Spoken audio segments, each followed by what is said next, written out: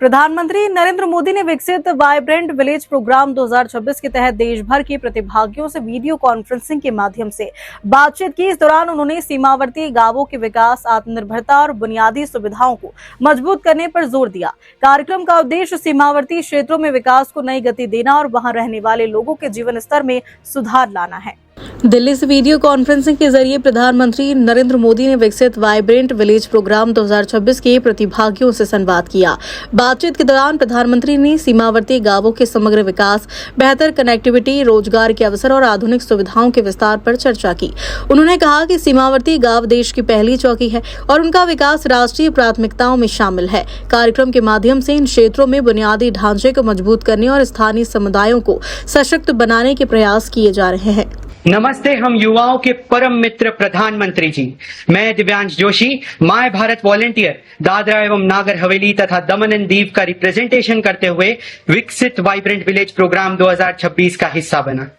My Bharat के इस अवसर ने मेरे जैसे एक आम युवा को देश के सीमावर्ती गांवों में जाने का अवसर दिया, उन गांवों को देखने का अवसर दिया जिसकी मैंने कभी कल्पना भी नहीं की थी। इसके लिए मैं आपका और माय भारत का दिल से धन्यवाद करता हूं।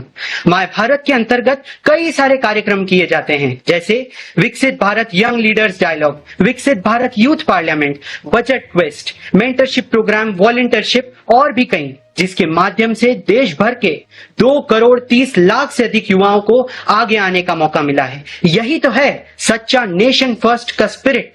प्रधानमंत्री जी, इस कार्यक्रम में 2,86,000 से अधिक युवाओं को देश भर में एक क्विज का आयोजन हुआ और उसमें पार्टिसिपेट करने का मौका मिला और उसी के माध्यम से 403 युवाओं को मौका मिला देश के सीमावर्ती गांवों में, वहां के गांवों में जाकर लोगों से मिलने का, इंटरैक्ट करने का और जुड़ने का। और मुझे यह मौका मिला हिमाचल प्रदेश के किन्नौर जिले के लियो गांव में। हमारी वहां पर 7 दिन अलग अलग दिनचर्या रही। कभी हम वहां के लोकल लोगों के घर जाते, उनसे मुलाकात करते, कभी वहां के बुजुर्ग लोगों से जो बदलाव आए उनको समझते, कभी हमने वहां स्पोर्ट्स और कल्चरल एक्टिविटीज में पार्टिसिपेट किया, तो कभी वहां यूथ के लिए करियर काउंसलिंग सेशन किए। प्रधानमंत्री जी, जब वहां ग्राम पंचायत में मैंने महिला सरपंच से उनकी कहानियां सुनी तो ऐसा लगा कि यदि ऐसे प्रेरक प्रयासों की कहानियां पूरा देश सुनेगा तो देश की महिलाएं यह विश्वास लेकर आगे बढ़ेंगी कि वे परिवार और समाज दोनों का नेतृत्व कर सकती हैं।